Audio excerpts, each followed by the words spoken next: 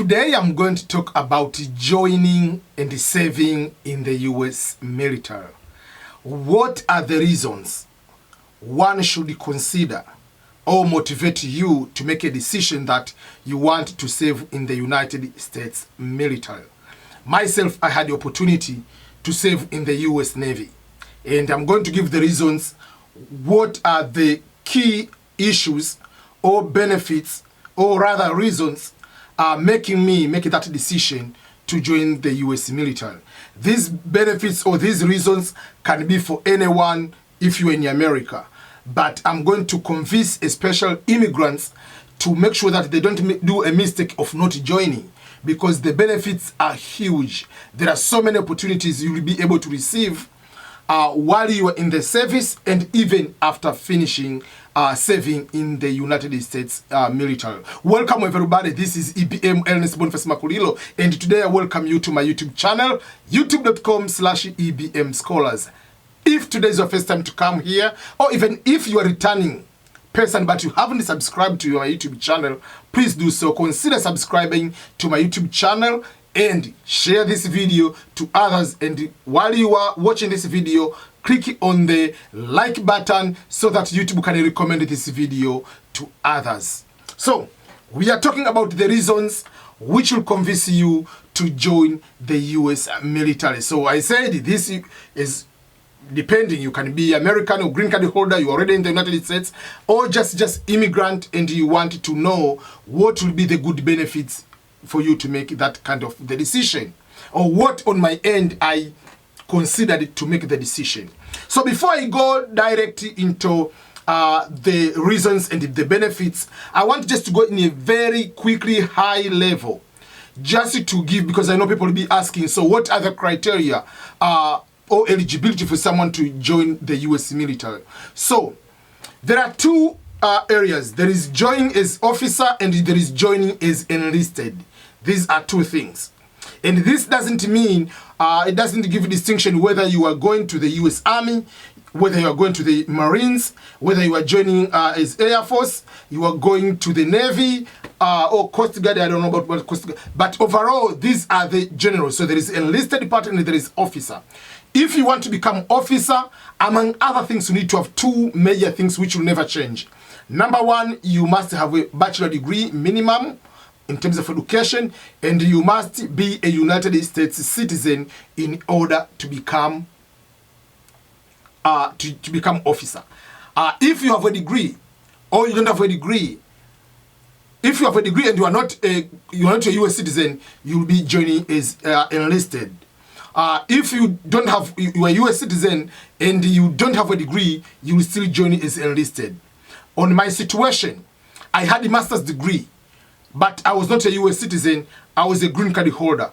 So I had two options. One, I have to wait until I become a US citizen, which was 1 year and a half ahead. I was supposed to wait in order to become a US citizen first and join as an officer, or join as enlisted. And while I'm enlisted, I will be given citizenship, which is one of the benefits. I'll talk about it, and then apply to become officer, from enlisted to become an officer, which I did the same process. I will explain that process in a little bit. So those are the two things you need to understand. Then there is the issue of age, and then there is the issue about the criminal background. If you are using drug, all those kind of things, they will be able to use, but they have to use also the height-weight ratio to determine if you have the required weight, not above the weight. If you have above the weight, they have to look at the body fat percentage, all those kind of things, or you have to lose the weight before you join. So those are just in high level things which you need to consider. You make sure you have. There used to be one particular program for people who are not US citizen and the people who are not green card holder. You can be international student, you can be here when they're visiting. They had one program, it's called MAVNI program. MAVNI program used to allow people who have been in the United States for 2 years, for whatever visa you have, exception of the diplomat visa, you can join the military and they will give you citizenship right away. So that program usually they open, then they close, then they open, they close. The last time they closed, it was 2016 during the Obama's administration, before the election, that is when they closed.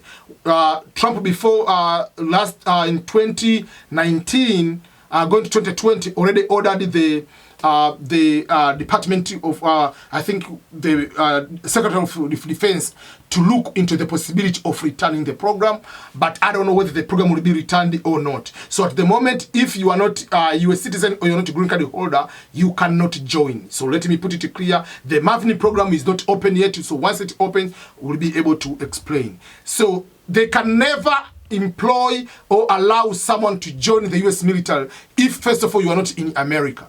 And you must be green card holder and a US citizen. So don't say, I'm in Ghana, I want to join the US military. You cannot. Come here first, be a green card holder, then you can join. So, you have been able to join. What are the reasons, or what should you consider to join the military? Number one, basically, it comes to the salary and the benefits which you are going to get. So, majority of people I know, they are going as enlisted. So put officer aside. Myself, I joined as enlisted. So most of the enlisted, they get the salary between, it depends whether you are E1, E2, E3, E9, whatever. But when you are going to join, average will be 1,500 to 2,000, majority of E1 to E5. I mean E1 to E3. So that is majority depending what country you have some college courses or not. So that's what you will be starting the salary. But you can say why that is a small amount. Because there are other things. So if you join and you are single, you'll be having a place to stay in the barracks. So technically you have accommodation paid for. So you don't need to worry about accommodation. So whether you are E1, E2, whatever it is, but you have a family. My case, I joined already. I have a wife and I have a child. So for that particular case, I have dependents. So I was getting 1,900 around per month for money for housing. So it's about 2,000 extra. So as I joined, I was E3, joining the Navy. So my salary was almost 2,000, and I got about extra 2,000 for the housing. And that 2,000 is not a salary. The other for housing is benefit, so there is no tax on that. So technically over there, we're talking about 4,000. Then you have a very good medical coverage for you and your dependents. That's something you need to consider. In addition to that, at that time, nowadays, they have a little bit modification in terms of the language benefits. So I speak a Swahili language. You take the test, and then you get paid for that. So I was getting about 500 per month just for knowing Swahili, extra language. So like 4,500. So apart from that, there is uniform money which comes per year, and there is the money for food about 300. And if you deploy, you get extra money. So for the monetary part, just assume you are high school. I'm giving an example for those who are just in high school education. So if you are high school, you get average 4,000, or even if you get 2,000, but you already have food covered, you have medical covered, you have accommodation covered. So that is a very good deal in my opinion. So if I'm married, I was getting about almost 4,500 before I put other benefits like medical and all other kind of things. So that was a very good deal for me, kind of that. So, and especially if you are immigrant, or even just when in high school, you cannot start a job. Wherever you do this minimum general job, you are going to get about 2,000, or you make 2 jobs, you get 3,000, and then you start deducting all the tax and everything, and you don't get good benefits. So that's reason number 1, the salary and the benefits in terms of what you'll be able to get while you are in the military. Number 2, the reason for you to consider to join the military. So let's say you're in high school, you have education high school, or you have bachelor degree, you're an immigrant with bachelor degree. Once you join the military, you have what we call the education benefit. You can study while you are in the military, but not using your GI Bill benefit. There is a certain, you can take 1, 2 courses you can be able to do, but if you want to take a full bachelor degree, you want to take a master's, you want to take a PhD, you are qualifying to be given 36 months to be able to study. I usually advise people, if you want, you can study after, if depending on what you want to do. For me, I had a master's degree, so I had no worry to rush to study, but I was waiting to come out of the Navy, because once you are out of the military, you'll be given for the tuition and fees up to almost 19,000. So most of the public universities, you'll be able to do that. And two, apart from that, you are going to be given the money for housing. So depending on the zip code, you'll be given the E5 with the dependence amount, even if you're not E5. So for instance, California will get about 2,000 and something, almost about 2,500, depending on the zip code, but most of the place will be 1,500, 2,000, 2,000, whatever, depending on the cost of living in the zip code where you live and where you go to school. So that means I advise people, if you get out of the military, that means you can go to school, you can get school paid, you can get maybe 2,000 for studying, and then you can do another job, so which is cool. So that's why you can be able to get extra benefit when it comes to the education. And so let's say if you study maybe 3 months and then you decide to stop, they will use it, out of the 36 months, they will use that 1 semester or 3, whatever. So continue doing that way. And it used to be the limitation, you must go to study for GI Bill up to within 15 years. Now they have removed it, is a forever GI Bill. So you can be able to study anytime as long as until you finish your benefits, your 36 months. Reason number 2, you go and finish study without any loan. Number 3, the reason number 3, when we talk about American dream here in America, apart from education, apart from everything, many people consider when you reach at a point, you have your own home, you get a mortgage, you have your own home, start your own family, do your thing, whatever it is, that many people consider as one of the aspect of American dream. So getting the home is very complicated, and especially if you have never been to the military, because you have to pay the down payment. The down payment can be minimum 20% of the price of the house. So in many people, let's say you have $500,000 home. How are you going to get minimum like 50,000? Where do you get that cash? You get the salary, they get the tax, get the medical, get whatever retirement, social security. All the deduction they take away, you remain with a very small amount of money, which will be able to pay for the mortgage, or your own apartment, or auto loan, or other kind of things. So the small amount you have, it is very difficult, or will take longer to save, to have 20,000, 50,000 to be able to get your dream house or dream home. But if you have opportunity to save in the U.S. military, you get what is called the VA, Veteran Affairs Home Loan, meaning you are going to be guaranteed by the government. You don't need to pay the down payment. So people usually see, sometimes I record the videos outside my home. It's a very nice, beautiful home here in Belton, Missouri. Guess how much I paid to get this home? I paid $1,000 US, and that one was for inspection and making sure that everything's clear before I moved in. So I paid for the mortgage wise and everything. I paid $0. I didn't pay anything. The issue about the inspection and other things was just the separate bill, which you make sure that someone come here. Why? Because I had opportunity to serve in the United States Navy, and I'm the veteran right now. So you see, that's why it helps you a lot in that way. And in the military, you have a contract. You don't come here to work for like how people work in our countries, in developing countries. You just go there until you retire. If you want to retire in the military, it's up to you. There is no problem. But you'll be renewing the contract, what you call re-enlisting. So you get 4 years maybe for the first time. You add 3, you add 5, you add whatever, until maybe 20 years you want to retire, or you go for 30. That is up to you. But you are allowed to finish your contract and get out of the military. So it's not like one time you sign, it's forever. No, it's not that way. Reason number 4, to get good jobs or more opportunities once you get out, once you become the veteran. So when you finish serving in the U.S. military, wherever you go to apply for any job, whether it's civilian or private companies or whether it's the government, in the form there will be a question, are you a United States veteran? And when you finish serving in the military, there is classification of your service. If you, let's say you have honorable discharge, that means you didn't have any problem, I'm giving you an example, or general or whatever, but not dishonorable. So let's say if you served in a very honorable way, in an honorable way, you get out. So priority of jobs are given to the veterans. So it's a category which is given priority to get jobs. It doesn't mean that when you finish, you don't have qualification to give you the job. No, you must meet the qualification and then you do that. But once you go for the US government jobs, so when you apply for the US government jobs, let's say there are 50 people applied for a job to become, let's say, accountant, and the minimum qualification is Bachelor of Accounting.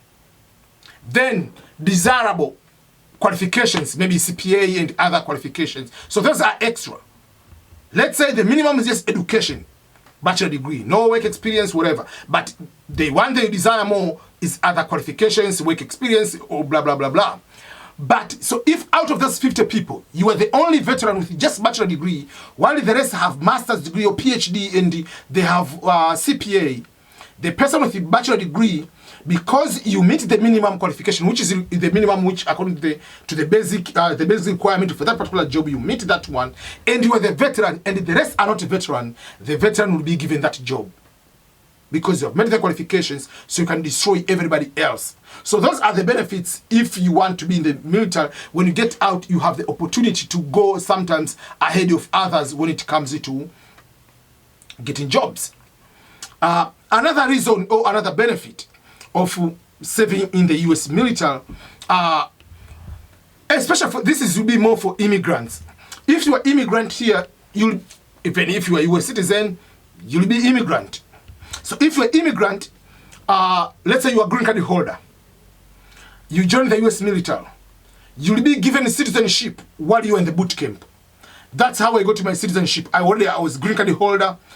If I had to wait, as I said, I could wait for 1.5 more years, and then I can become a US citizen. But while I was in the military, you were given the opportunity, you want to become a US citizen. If yes, because you have already taken the oath to protect and defend the country, so for that particular case, there is no any reason why should I not go full citizen and full defend my country. So that means I got the citizenship within the first 6 weeks I was in the military. So that is another advantage if you want to get citizenship quicker. You win the green card lottery, or you get a green card by marriage, you can just today you join the US military right away. The 3rd week you do the test, 6th week you take the oath, you become a US citizen, and you don't pay any amount of money for that process to become a US citizen while you are in the military. And there's something else about immigrants. In the normal life, yes, you can apply for a job, or you go to the interview, you go to whatever, you will still be considered as immigrant no matter how many years you have been here. But once, let's say you go to the job interview, when they see you are a veteran, there is no concept to this person is a foreigner, this person has been here for how many years, you are a veteran. So you are in exclusive kind of a group of whatever, band of people where the serving the country is more than being a citizen or coming from another country. So you have been tested and you have volunteered to defend the country. Whether you went to the war, whether you didn't go to the war, it doesn't matter. The wearing of that uniform, taking the salute, taking the oath to defend the country, those are more important. For that particular case, you'll be having more opportunities. When you apply for the government jobs or even private, well, if you go, you have been to the you are a veteran, so the respect, the opportunities you are going to get is beyond the normal, even normal American. So those are the things you need to consider. Sometimes they will help you in one way or another. I don't want to say that joining the military is the only way to succeed in America. It depends. Some people, they come and they become doctors or they become nurses. They get good money, so they don't need down payment. So each person has different, but I'm giving you another side of other benefits if you want to consider if these are the opportunities you want to see on your end. So even if you are immigrant, whether you are not immigrant, you are born and raised here, consider joining the military. It helps you a lot and it will give another respect. So those are the things you need to know, just like a quick way. These are the benefits. Even if, let's say, you sell the house, you want to buy another house again later, you'll use your VA home loan. So that is something which is ongoing. So for me, yes, there are challenges being in the military. There are sacrifices, especially if you have a family, but it is worth it to take the chance to join the military if you meet the qualifications. But if you don't, there is no problem. Make sure that you find different ways on how you can be able to succeed. On my end, I wanted to reach at the peak, so among other things, I joined that way to access every benefit. So now you can apply any job, even if you apply for FBI, CIA, NSA, whatever job you apply, they don't see you as immigrant, they see you as American citizen who defended the country. Now you want to serve the country in other capacities as a US veteran and maybe government or whatever employee. So that is another thing will be able to help you than someone to question your loyalty and commitment to your new country. So those are some of the benefits I want to share with you. There are extra benefits depending on how many you want to consider, is up to you. So those are some of the benefits, and those are the reason why you should join the US military here in the United States of America. Thank you so much. If you have any question about this, put in the comment below. I'll go through and I'll respond.